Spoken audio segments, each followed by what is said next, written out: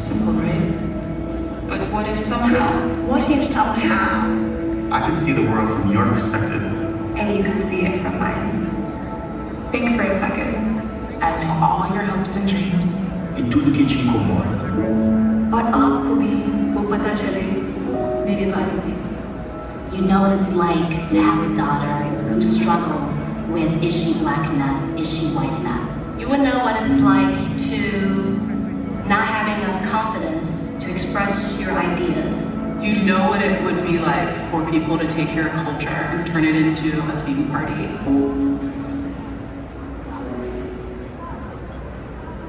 You would know that every time that you say you have a husband, people pause To be gender non-conforming. to be comfortable being uncomfortable at a lot of times. You know what it's like to lose your little brother to HIV. You know that there is struggle and pain, but also a lot of hope. And suddenly, Suddenly, we would see That although our lives are very different, They are also very much the same. and that bigger than you and me is us. now. and as us, we know this. You don't have to look like us, worship like us, live like us, Or love like us. to stand with us. Of course, you'll always be you, And I'll always be me. But there's nothing stopping us. there's nothing stopping us. There's nothing stopping us. There's nothing stopping us from becoming us. okay. Needs it to be. Kami, Nosotros. woman, Nós. We're stronger as us. We're stronger as allies.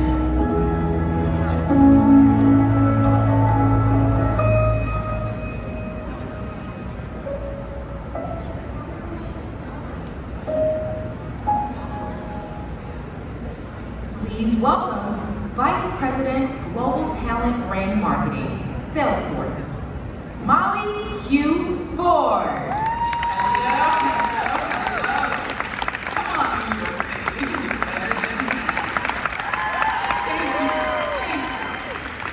All the way in from San Francisco, so you can't sit here and sleep on me, okay?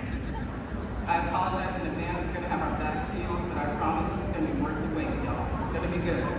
Thank you, thank you, thank you. We are ready for our equality session. We're going to have an amazing special guest with us. I just let him know we're gonna give him an EGOT here. Ladies and gentlemen, Kalpen.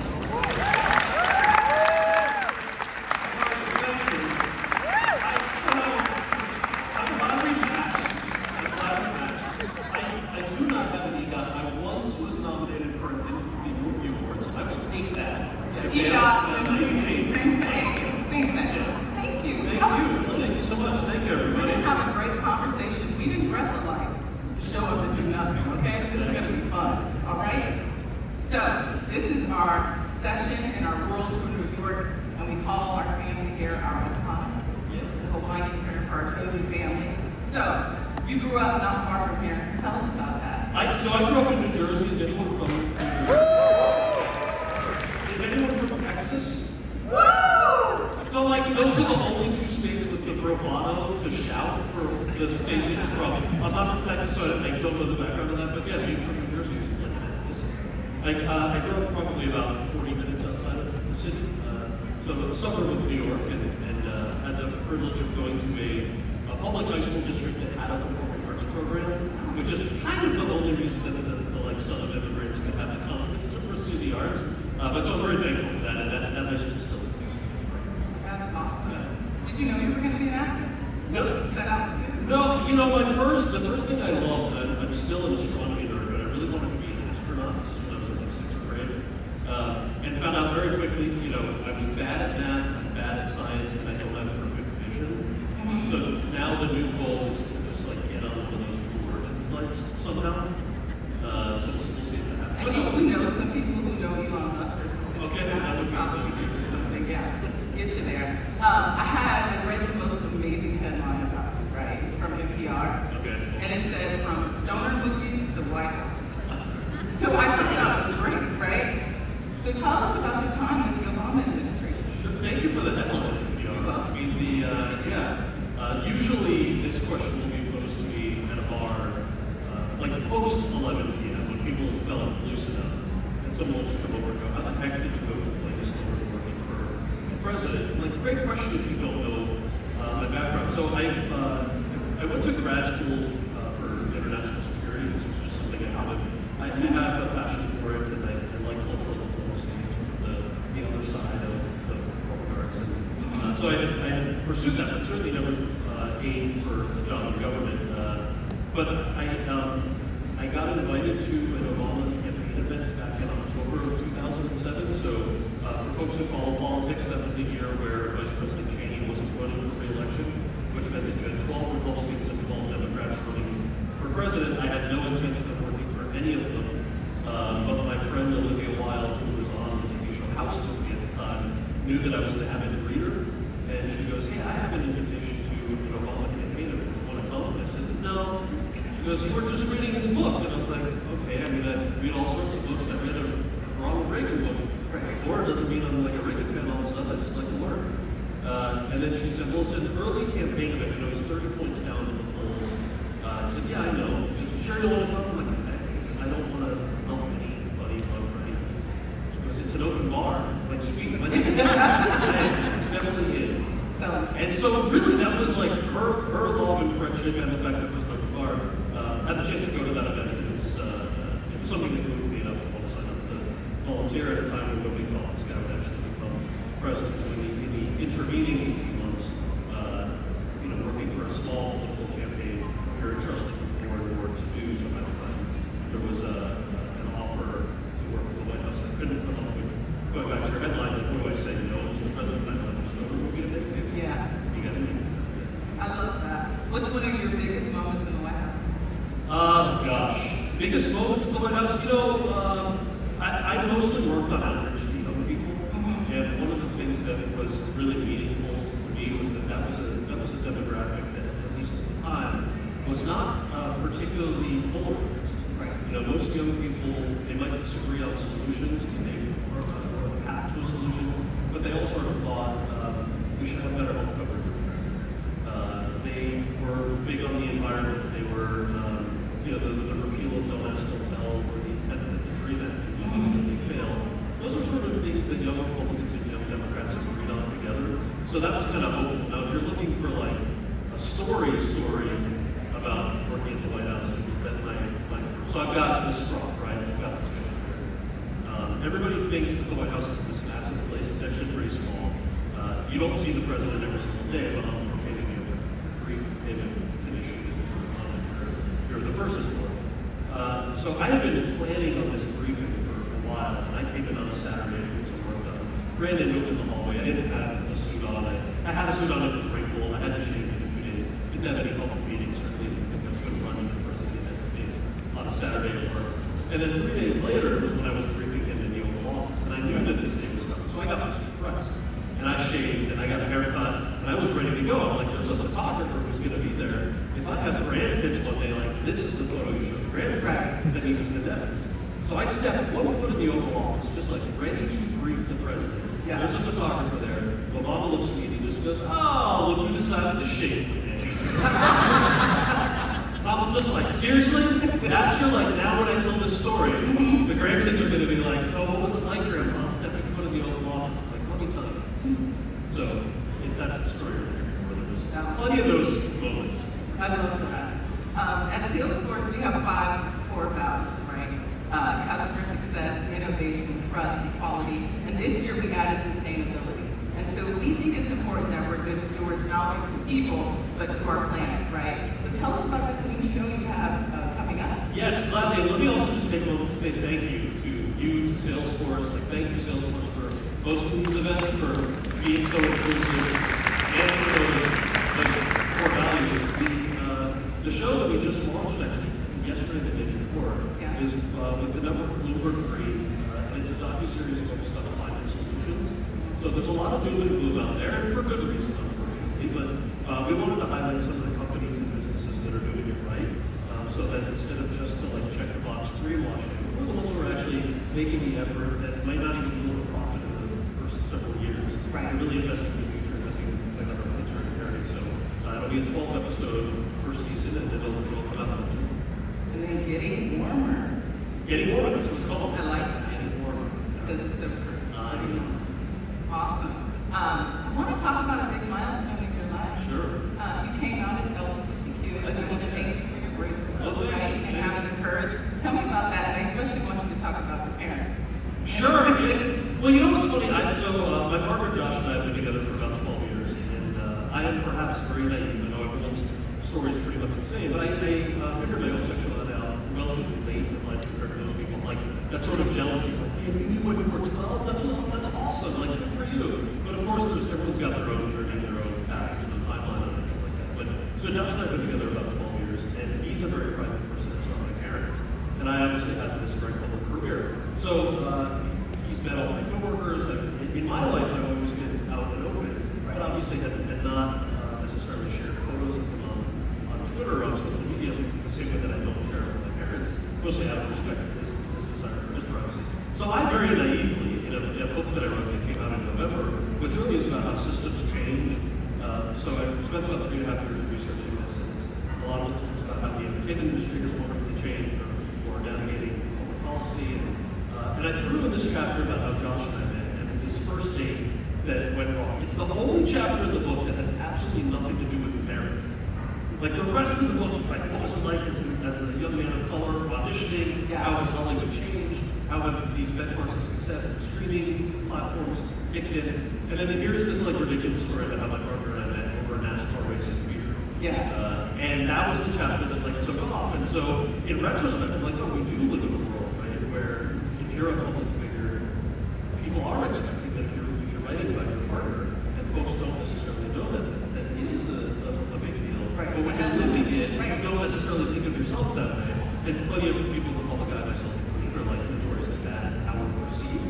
And this is a prime example of that. The book comes out, and it's a book about Hollywood and Washington and how systems change. And most of the headlines, like to me, felt like it was like, yay, Kalpen, gay book, yay, homosexual gay. I'm like, oh, well, that's not what the book's about, but there's a lot of love for that. Cool, like, thank you.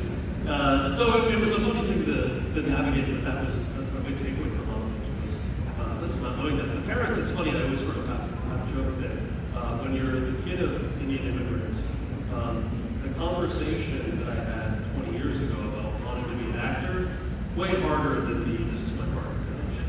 I can imagine. I got a lot of laughter. I think y'all can identify. But you know, we have this saying in Salesforce, representation matters, right? And it's so important that folks can see themselves reflected on stages, on screens, in books, and how important that is, especially for generations of people that feel like they need to see that person to know that's possible for them. Or for parents to go, okay, maybe it's okay if my kid is an actor, or an engineer, or a doctor, right? So talk about that. And I'll actually take you back to Harold and Kumar, right? Tate White Castle, right? Tate White Castle. Good. Make it your own. Most people are so stoned watching that movie, make your own anyway. You are sober and making it. I'm sober, I promise. So Harold and Kumar, but I love that representation mattered, right? And that's way before Crazy Rich Asians or what is it, Maybe My Baby on Netflix that I love, right? Like this is 2004. So talk about that representation and that shift in Hollywood and why it's important. Yeah, we loved making that movie, and in fact, the lead up to that, you're right. I didn't see a whole lot of people who looked like me growing up on TV. If we did, it was usually cartoon characters voiced by non-brown actors or folks in brown face who were pretending to be characters. And it's tough to sometimes explain what that means. I think you hit the nail on the head where somebody like me, I work in company, I'm not easily offended by any means. It's a question of visibility. So when you don't see yourself growing up, you do think that maybe your possibilities are limited, right? And I'm not a fan of saying that a particular depiction is positive or negative. I feel like that in and of itself dumbs things down. People tend to point to, oh, that character had an accent. That's a negative stereotype. Well, why? Plenty of people have accents.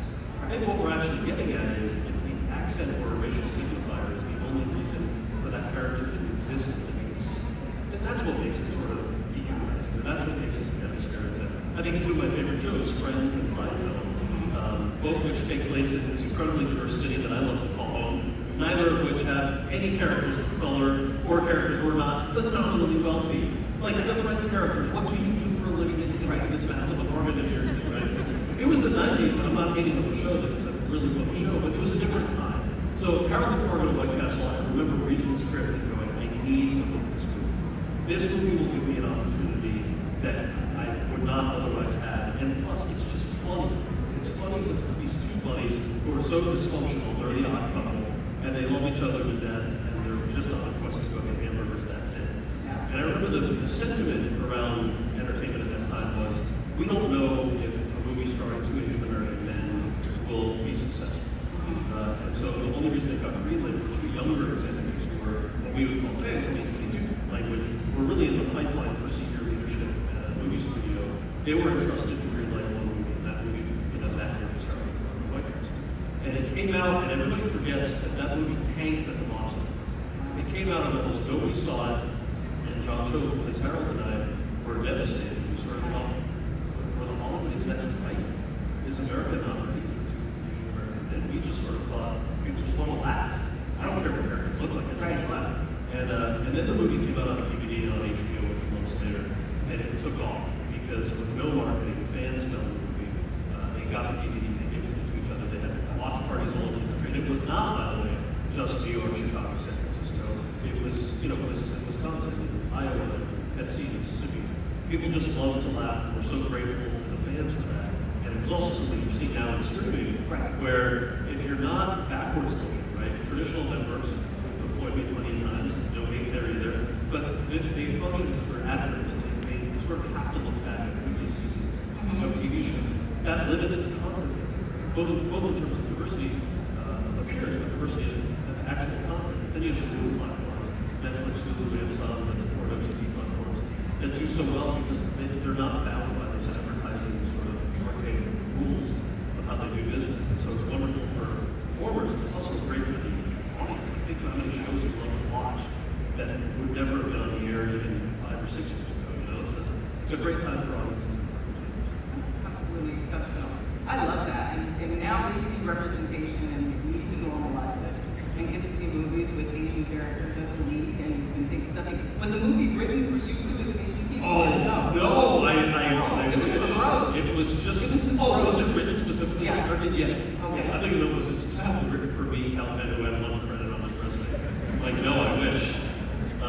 No, it was specifically written Asian. The two guys who created the franchise, John Horowitz and Andrew Schlossberg, two hilarious, also from New Jersey, by the way. I didn't know them in high school. But they wrote the movie because they were always weirded out that movies of that genre, sort of the raunchy teen comedies of the late 90s, early 2000s, they always had like one Asian American or black character, or even Latinx character, who would only come in for like one scene and then leave and you'd never hear from them again. They never advanced the plot of the story. They always thought that was weird, so they specifically wrote these characters to be Asian American and to be Indian American, but where that didn't matter. And it's crazy to think that that was groundbreaking, that it didn't have to matter, but yeah, that wasn't that long ago, but I'm very thankful those guys were all still good friends. I would love, I always joke I would love to do Harold and Kumar 69 when I'm 100 years old, and yes, that's a 69 joke. But also I would love to really Kumar is way cooler than I will ever be. I don't know that. No, I mean, he is, right? Like, people ask me this in regards to politics. All right, it's an election year. Who would Kumar vote for? Like, honestly, he's probably not registered to vote. If we're being honest. Right. And if he was going to vote, he would write in Ron Paul. Yeah. He's just not, So I love that guy. That's great. I know this is a tough question, right? It's like asking you which of your kids you might like the best. But of your roles, Ooh, yeah. let's do TV. Okay. Favorite TV role? Yeah. Now, I'm pushing Designated Survivor. Sure. That's just me. Because that's what I'm watching on Netflix. What's yours? What's one of your favorite roles? The series regular roles that I've done for a while, yes. Obviously, Designated Survivor probably takes it. I feel like I can't pick. I created a show called Sunnyside 2 seasons ago on NBC and Hulu, which was unfortunately short-lived, but I feel like I can't pick that one because it was my baby. Yeah. So it's got to be something else that someone else created. Probably Designated Survivor. If I'm going obscure, I would say Basis isn't very obscure. I had a Marc on, I think, season 9 of How I Met Your Mother, which was so much fun, and that cast was so loving and incredible.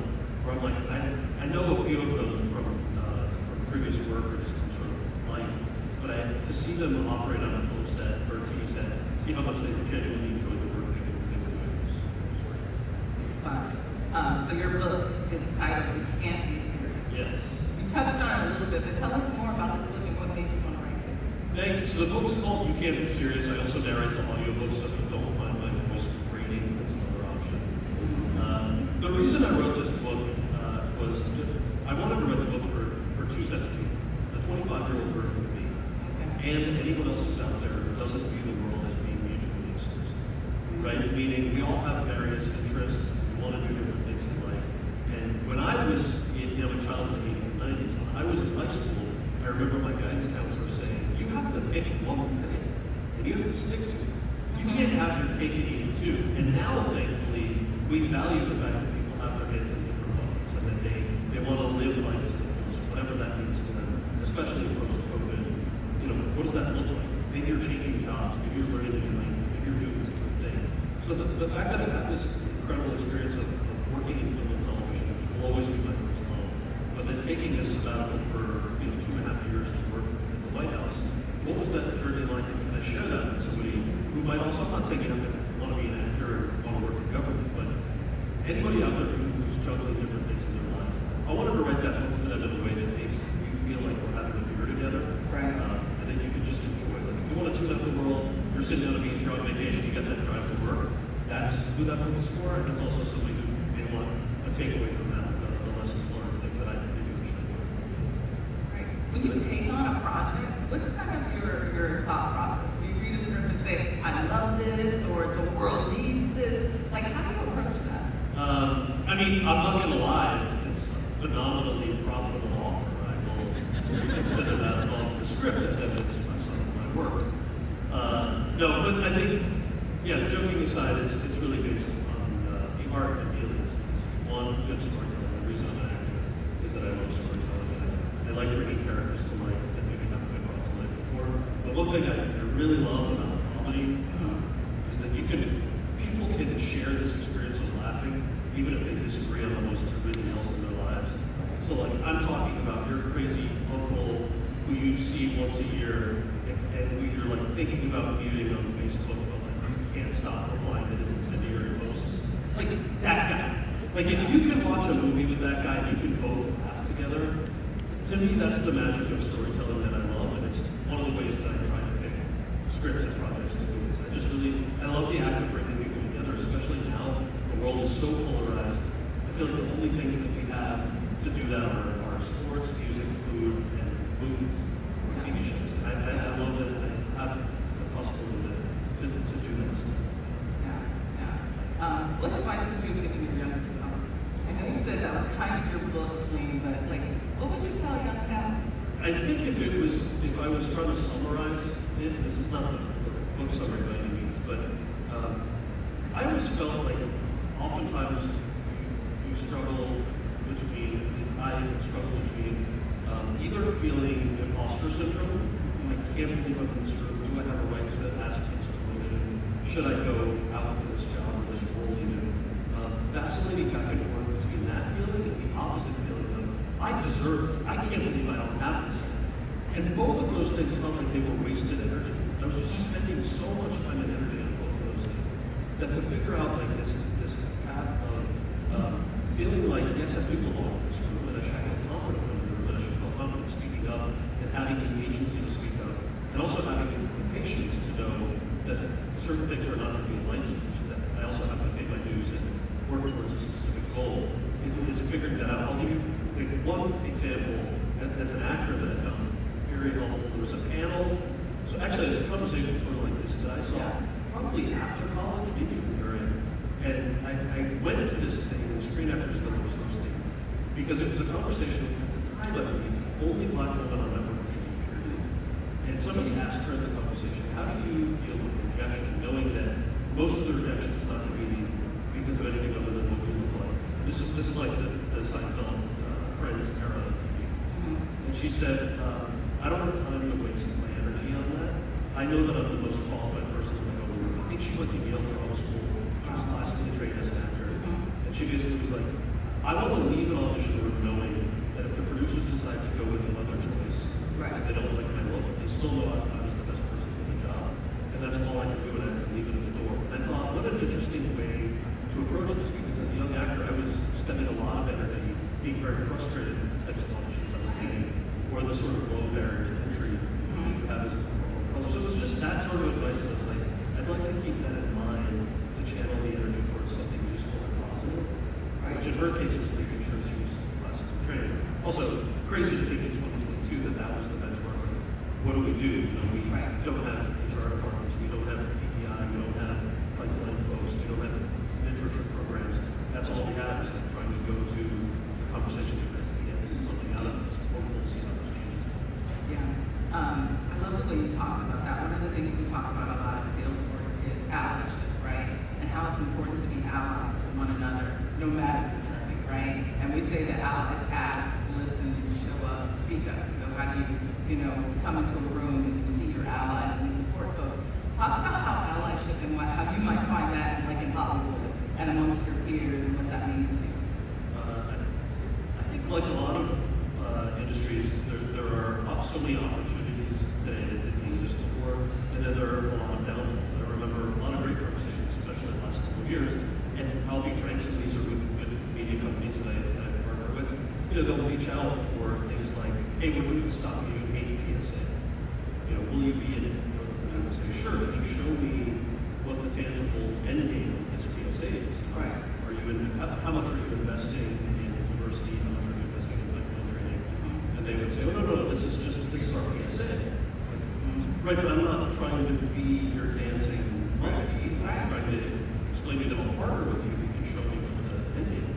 Oh, no, this is not anything like that. So then, okay, well, thank you, I like the client. Yeah. Or, hey, will you come to this Black Lives Matter? Absolutely. You show me what you're doing to be inclusive for Black folks in your company. This is just an event to start that conversation. Cool, can you show me what your senior leadership team looks like? Right? And so these things, I think they're important. If you're somebody who's not of the community they're asking to participate in, or especially if you are and you have that privilege, it's important to do that. It's also important to show up for each other, right? So to show up for a community that is not necessarily a community, that fight is still a fight, especially in the corporate setting. The end goal that makes everybody better off. Your product's going to be better, your consumer's going to be more appreciative, your bottom line is going to increase. So it's just a little bit of that. I'm not trying to say like call people out if you can't, but that's It's what performative. You're calling out what's performative, Yes, right? yes. You want action, not Yes, performance. yes. And I know we have to meet people where they are, but Right. and that's great that you're using kind of your platform and the opportunity you have to say, okay, I will show up if you can demonstrate this is more than just performance. And it's also, can I help you demonstrate? Right. Right? If the reason you're not doing anything is nobody's ever asked you, nobody's ever said, hey. Also, it's structural.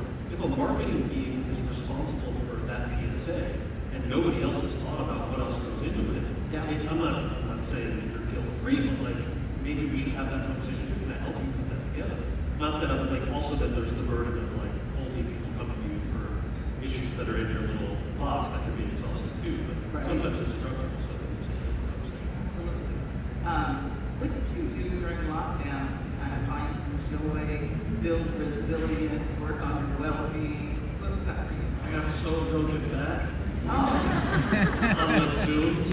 Yeah, no, it was crazy. I'm still obviously having to deal with that. we're fluffy. Yeah, right. Pandemic fluff.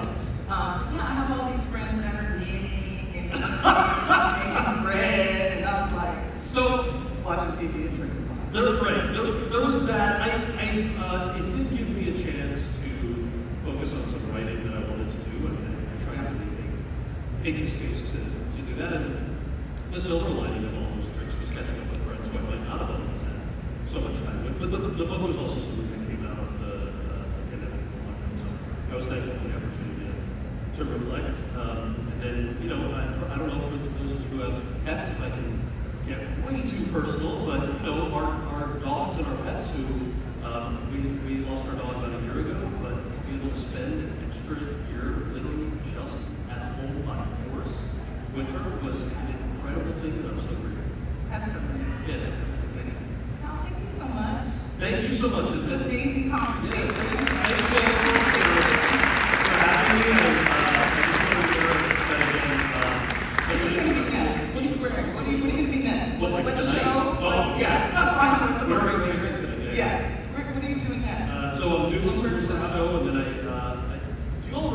'90s movies, Santa Claus, Tim Allen. So I think they just dropped the first photo today. Otherwise, I'm telling you something at Margaret from Disney that I'll get in trouble for. But I think they tweeted it. I think they tweeted it. So I mean, we're doing a six-part. We just shot a six-part series for Disney Plus called The Clauses, based on that franchise. Tim plays Santa. I play his nemesis. Santa. I play his nemesis. That's all I can say. Okay. We will see the answer to that question, but I'm in it, and that was wonderful. So that comes out this Christmas. Thank you. Yeah. Thank you for having me. Yeah. Thank you. Y'all keep doing it.